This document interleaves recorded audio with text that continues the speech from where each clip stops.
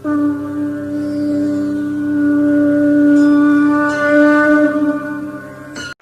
श्री राम। नमस्कार।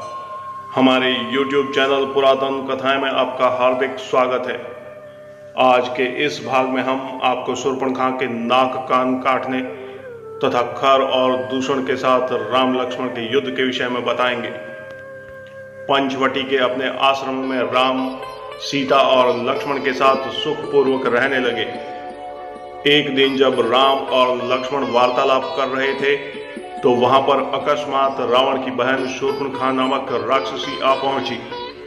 वह राम के तेजस्वी मुखमंडल, कमल नयन तथा नीलांबुज सदृश शरीर की कांति को चकित होकर देख रही थी। राम का मुख सुंदर था किंतु शूर्पणखा का मुख अत्यंत कुरूप था।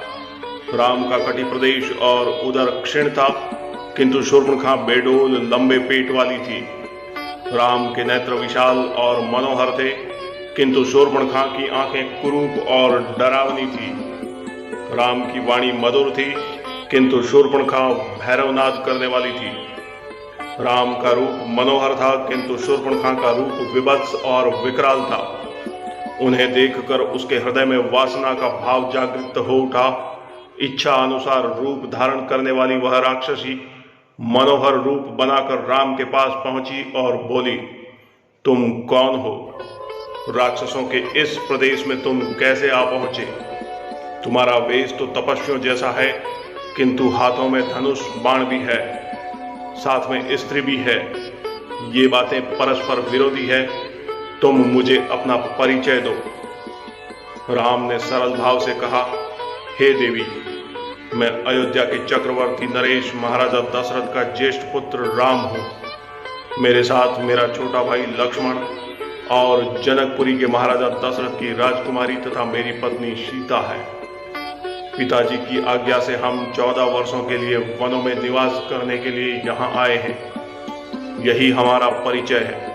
अब तुम अपना परिचय देकर मेरी इस जिज्ञासा को शांत करो, क्योंकि मुझे प्रतीत होता है कि तुम कोई इच्छानुसार रूप धारण करने वाली राक्षसी हो। राम के प्रश्न का उत्तर देते हुए वह राक्षसी बोली, मेरा नाम शूर्पणखा है। मैं लंका के नरेश परम प्रतापी महाराजा रावण की बहन हूँ।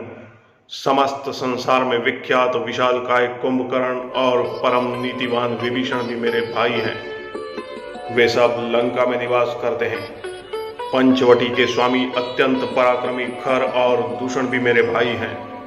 संसार में शायद ही कोई ऐसा वीर होगा जो इन दोनों भाइयों के साथ समरभूमि में युद्ध करके उन्हें पराजित कर सके। मैं सर्व प्रकार से संपन्न हूँ और अपनी इच्छा तथा शक्ति से समस्त लोकों में विचरण कर सकती हूँ। यह तुम्हारी पत्नी सीता मेरी दृष्टि में कुरूप, ओछी और विकृत मानवी है और तुम्हारे योग्य नहीं है। अतः तुम मेरे पति बन जाओ, मैं ही तुम्हारे अनुरूप हूँ। इस अबला सीता को लेकर तुम क्या करोगे? तुम्हारी भार्या बनने के पश्चात मैं तुम्हारे भाई और सीता को खा जाऊंगी और तुम्हारे साथ विचरण करूंगी। उसके प्रस्ताव के उत्तर में राम मुस्कुराते हुए बोले, भद्रे, तुम देख रही हो कि मैं विवाहित हूं और मेरी पत्नी मेरे साथ है। हाँ, मेरा छोटा भाई लक्ष्मण यहाँ अकेला है। वह सुंदर है, शीलवान है एवं बल पराक्रम से संपन्न है। यदि तुम चाहो तो उसे सहमत करके उससे विवाह कर सकती हो। राम का उत्तर सुन शूर्पणखा ने लक्ष्मण के पास जाकर कहा, हे राजकुमार, तुम सुंदर हो और मैं युवा। तुम्हारे इस सुंदर रूप के योग्य मैं ही हूँ, अतः मैं ही तुम्हारी परम सुंदरी भार्या हो सकती हूँ। मुझे अंगीकार कर लेने पर तुम मेरे साथ इस दंडकारण्य में सुखपूर्वक विचरण कर सकोगे। शूर्पणखा के इस विवाह प्रस्ताव को सुनकर वाक्पटु लक्ष्मण ने कहा, सुंदरी, मैं राम का तुच्छ सा दास हूँ। मुझसे विवाह करके तुम केवल दासी कहलाओगी। अच्छा यही है कि तुम राम से ही विवाह करके उनकी छोटी भार्या बन जाओ। तुम्हारा रूप सौंदर्य उन्हीं के योग्य है। लक्ष्मण के परिहास को न समझकर शूर्पणखा ने इसे अपनी प्रशंसा समझा। वह पुनः राम के पास जाकर क्रोध से बोली, हे राम, इस कुरूपा सीता के लिए तुम मेरा विवाह प्रस्ताव अस्वीकार करके मेरा अपमान कर रहे हो, इसलिए पहले मैं इसे ही मारकर समाप्त किए देती हूँ। फिर तुम्हारे साथ विवाह करके मैं अपना जीवन आनंद पूर्वक व्यतीत करूंगी। इतना कहकर प्रचंड क्रोध करते हुए शूर्पणखा विद्युत वेग से सीता पर झपटी। राम ने उसके इस आकस्मिक आक्रमण को तत्परता पूर्वक रोका और लक्ष्मण से बोले, हे वीर, इस दुष्टा राक्षसी से अधिक वाद विवाद करना या इसके साथ हास्य विनोद करना उचित नहीं है। इसने तो जानकी की हत्या ही कर डाली होती। तुम्हें इस कुरूपा और उल्टा राक्षसी को इसके किसी अंग से विहीन कर देना चाहिए। राम की आज्ञा पाते ही लक्ष्मण ने तत्काल खड्ग निकाला और दुष्टा शूर्पणखा के नाक कान काट डाले। पीड़ा और घोर अपमान के कारण रोती हुई शूर्पणखा अपने भाइयों खर और दूषण के पास पहुंची और घोर चित्कार करके उनके सामने गिर पड़ी। शूर्पणखा का रक्त रंजित मुखमंडल देख वह क्रोध से कांपते हुए बोला, बहन, मूर्छा और घबराहट छोड़ मुझे बताओ कि किसने तुम्हें रूप विहीन बनाया है। किसने आज निद्रा निमग्न नागराज को छेड़ने की मूर्खता की है। किसके सिर पर काल नाच रहा है। मुझे शीघ्र उसका नाम बताओ। उस अपराधी को मेरे क्रोध से देवता, गंधर्व, पिशाच, राक्षस कोई भी नहीं बचा सकता। खर के मुख से निकले इन वचनों को सुनकर शूर्पणखा का कुछ धैर्य बंधा। उसने रोते रोते खर से कहा, राम और लक्ष्मण नामक दो राजकुमार जो अयोध्या के राजा दशरथ के पुत्र हैं, इस वन में आए हुए हैं। उनके साथ राम की भार्या सीता भी है। वे दोनों ही बड़े सुंदर, पराक्रमी, तपस्वी प्रतीत होते हैं। जब मैंने उनसे राम की पत्नी के विषय में पूछा तो वे चिढ़ गए और उनमें से एक ने मेरा नाक कान काट लिए। भैया, तुम शीघ्र उन्हें परलोक भेजकर उनसे मेरे अपमान का प्रतिशोध लो। मेरे हृदय को शांति तभी मिलेगी जब मैं उन तीनों का गरम गरम रुधिर पीऊंगी। तत्काल ही खर ने अपनी सेना के 14 यमराज के समान भयंकर योद्धा और पराक्रमी राक्षसों को आज्ञा दी कि शूर्पणखा के साथ जाकर उन तीनों का वध करो। मेरी बहन को वहीं उनके शरीर का गरम गरम रक्त पिलाकर इसके अपमान की ज्वाला को शांत करो। खर की आज्ञा पाते ही वे राक्षस भयंकर अस्त्र शस्त्रों से सुसज्जित होकर राम, लक्ष्मण तथा सीता का वध करने के लिए शूर्पणखा के साथ चल पड़े। शूर्पणखा के साथ इस राक्षस दल को देख राम लक्ष्मण से बोले, लक्ष्मण, तुम सीता के पास खड़े होकर उसकी रक्षा करो। मैं अभी इन राक्षसों को मारकर यमलोक भेजता हूँ। इसके पश्चात राम धनुष पर प्रत्यंचा चढ़ा बाण संभालकर उन राक्षसों से बोले, दोस्तों, हम लोग तपस्वी धर्म का पालन कर रहे हैं और किसी निर्दोष पर कभी वार नहीं करते। तुम सब पापात्मा तथा ऋषियों का अपराध करने वाले हो। उन ऋषियों मुनियों की आज्ञा से ही मैं धनुष बाण लेकर तुम लोगों का वध करने आया हूँ। तुम्हें यदि युद्ध से शांति प्राप्त हो तो यहीं खड़े रहो, अन्यथा लौट जाओ। उन राक्षसों ने एक साथ राम पर अपने अस्त्रों से आक्रमण कर दिया। प्रत्युत्तर में राम ने एक साथ 14 बाण छोड़े, जिन्होंने उनकी छातियों में घुसकर उनके प्राणों का हरण कर लिया।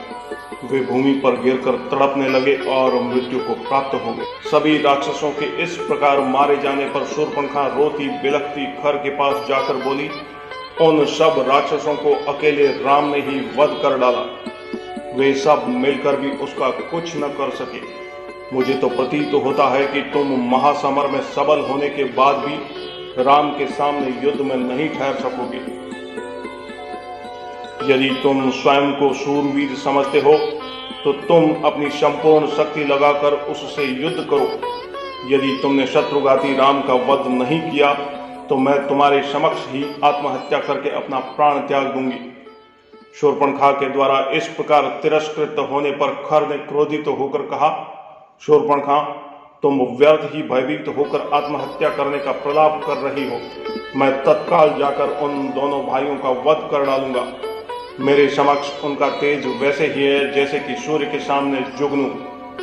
तुम अकारण चिंता करना त्याग दो। शूर्पणखा को सांत्वना देकर खर अपनी विशाल सेना, जिसमें 14 सहस्त्र विकट योद्धा थे, को साथ लेकर राम से संग्राम करने के लिए तीव्र गति से चला।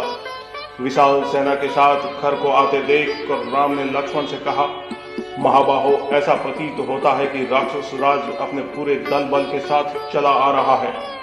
आज आर्य और अनार्य के मध्य संघर्ष होगा और निसंदेह आर्य ही विजय होंगे।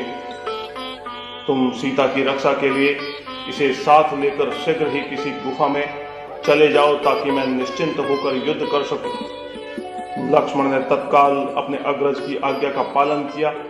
वे सीता को साथ लेकर पर्वत की एक अंधेरी कंदरा में चले गए। अभेद्य कवच धारण करके राम युद्ध के लिए तैयार हो गए। देवता, यक्ष, किन्नर, गंधर्व आदि सभी राम के विजय के लिए परमात्मा से इस प्रकार प्रार्थना करने लगे कि हे त्रिलोकीनाथ, वीर पराक्रमी रामचंद्र को इतनी शक्ति प्रदान करो कि उनके हाथों गौ, ब्राह्मण तथा ऋषि मुनियों को अनेक प्रकार से कष्ट देने वाले राक्षसों का नाश हो सके। राक्षसों की सेना ने राम को चारों ओर से घेर लिया तथा आक्रमण की तैयारी करने लगे। राम ने भीषण विनाश करने वाले अग्नि बाण छोड़ दिए, जिससे राक्षस हाहाकार करने लगे। राम तत्परता के साथ राक्षसों के द्वारा छोड़े गए बाणों को अपने बाणों से आकाश में ही काटने लगे। इस प्रकार राक्षसों ने अत्यंत क्रोधित होकर एक साथ बाणों की वर्षा करना प्रारंभ कर दिया और राम चारों ओर से उनके बाणों से आच्छादित हो गए। राम ने अपने धनुष को मंडलाकार करके अद्भुत हस्त लाघव का प्रदर्शन करते हुए बाणों को छोड़ना प्रारंभ कर दिया, जिससे राक्षसों के बाण कट कट कर भूमि पर गिरने लगे। यह ज्ञात ही नहीं हो पाता था कि कब उन्होंने तरकस से बाण निकाला और कब प्रत्यंचा चढ़ाई और कब बाण छूटा। राम के बाणों के लगने से राक्षस गण निष्प्राण होकर भूमि पर लेटने लगे। अल्पकाल में ही राक्षसों की सेना उसी भांति छिन्न भिन्न हो गई जैसे आंधी आने पर बादल छिन्न भिन्न हो जाते हैं। पूरा युद्ध स्थल राक्षसों के कटे हुए अंगों से पट गया। तो आज के भाग में बस इतना ही। इससे आगे का वृतांत हम आपको अगले भागों में सुनाएंगे। हमारा आज का यह अंक आपको कैसा लगा, कमेंट्स बॉक्स में अपनी प्रतिक्रिया के साथ लाइक करके अनुग्रहित करें तथा हमारे YouTube चैनल पुरातन कथाएं को सब्सक्राइब करें, शेयर करें। धन्यवाद।